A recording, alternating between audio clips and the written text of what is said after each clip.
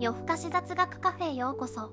今夜は焚き火の炎が心を落ち着かせる理由についてお話しします。